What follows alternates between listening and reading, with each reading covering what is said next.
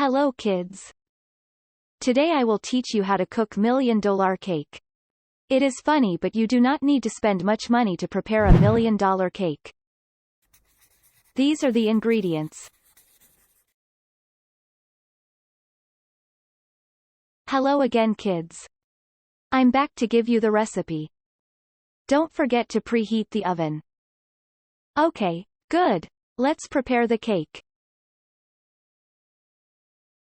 As you know, to make a cake we need a bowl. Come here bowl, thank you. We're starting. First, mix and bake cake mix for 2 8 or 9-inch round layers. Secondly, in a large bowl, whip cream cheese. And then mix in confectioner's sugar. Stir in the pineapple and mandarin oranges.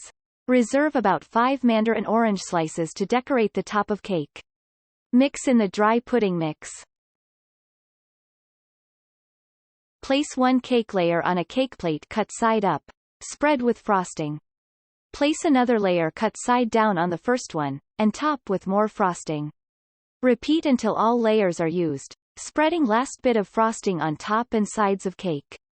Decorate with fruits. Refrigerate overnight before serving. Don't eat it at once.